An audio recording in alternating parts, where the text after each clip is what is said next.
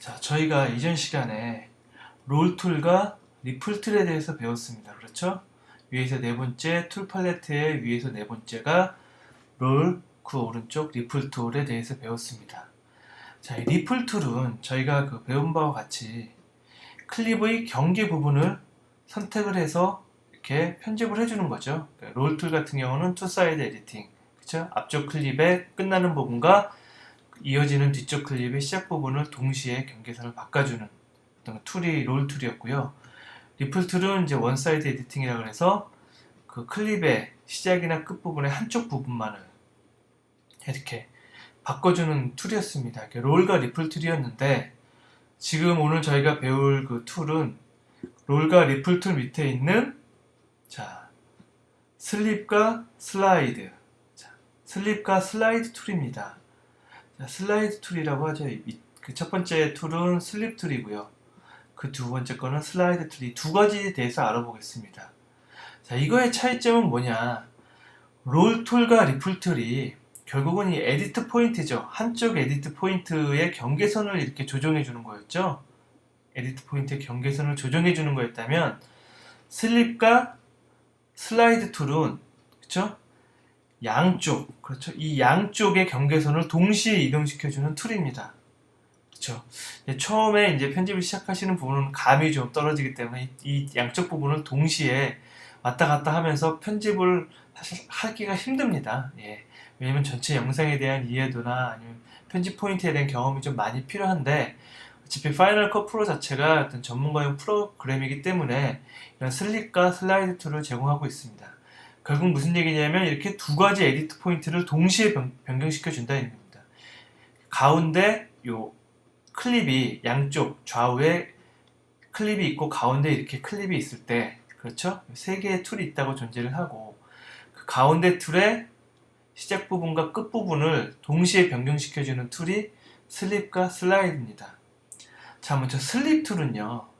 자, 이렇게 누르게 되면 이렇게 보이시게 되죠. 슬립 툴. 슬라이드는 이렇게 차이가 보이시나요? 이게 슬립 툴. 그쵸? 슬라이드.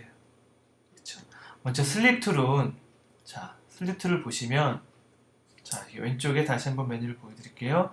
슬립 툴을 보시면 양쪽 경계선, 가운데 클립의 양쪽 경계선을 이제 변경시켜 준다고 말씀을 드렸는데 이렇게 누르는 순간 이 가운데 클립이 보면 어떻게 보면 현재 보이는 것은 이 가운데 이 부분의 영상이 보이고 있지만 뷰어에서 가지고 내려온 이 영역의 영상을 보이고 있지만 실은 이 클립은 이 오른쪽 부분과 이 왼쪽 부분에 영상이 쭉 있는 상태입니다. 이 위에 뷰어에서 이렇게 인점과 그쵸? 인점과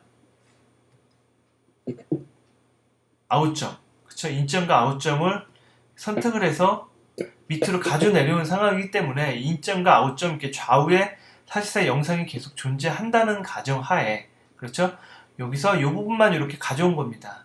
그러니까 실은 이 클립이 이렇게 중간만 보이지만 이 왼쪽 부분과 오른쪽 부분에도 영상이 계속 이어지는 영상이 존재를 하는 것 뿐입니다. 이 상황에서 슬립 툴은 요 가운데 보이는 요 영상, 요 부분 있죠? 요 부분을 어떤 영상을 보여주게 하겠느냐. 자, 직접 해볼까요?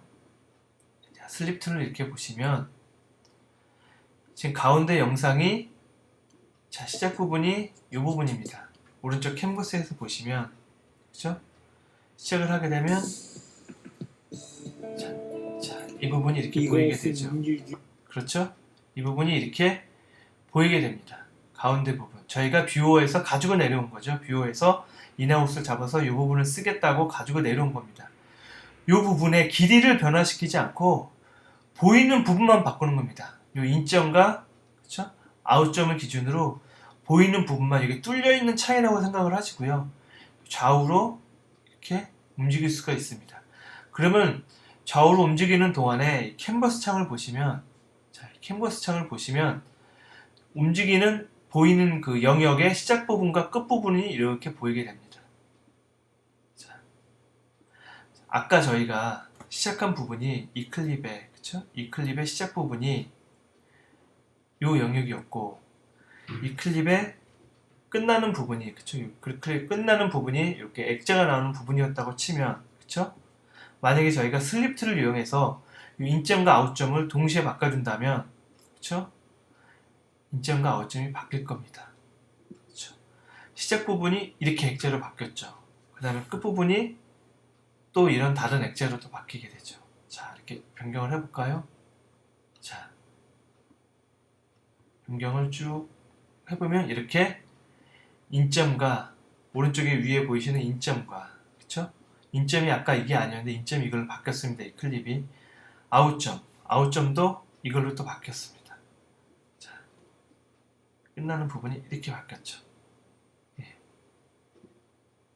자, 다시 한번 말씀을 드려서 슬립 툴은 이 두 개의 클립 사이에 존재하는 이 클립에 보여지는 부분의 인점과 아웃점, 시작 부분, 끝 부분을 다른 영역의 영상으로 바꿔치기 하는 겁니다. 전체 길이는 변화시키지 않은 상태에서 중간에 보여주는 부분을 바꿔주는 게 슬립 툴이고요. 지금은 슬라이드 툴은 지금 요 세 개 클립 사이에 요 클립이 존재한다고 쳤을 때 요 클립의 위치를 이렇게 그대로 변경해 주는 겁니다. 어떻게 보면 약간 롤 툴과 비슷한데요. 롤 툴은 하나의 에디트 포인트만 변경해 주는 거에 비해서 이 슬라이드 툴은 이렇게 두 개의 에디트 포인트를 이렇게, 그렇죠? 가운데 있는 이 클립이 이렇게 앞으로 당기면 뒤로 이렇게 붙고, 전체 클립의 길이는 세 개의 클립의 길이는 변하지 않습니다. 보시면 하나, 둘, 세 개의 클립이 있을 때 이 전체의 길이는 변하지 않으면서, 그렇죠? 가운데에 있는 클립의 위치를 시작 부분과 끝 부분을 자유롭게 이렇게 변경시켜 줄 수 있는 겁니다. 이거 역시 변경을 시켜줄 때 오른쪽 위에 있는 캔버스를 보시면, 그쵸?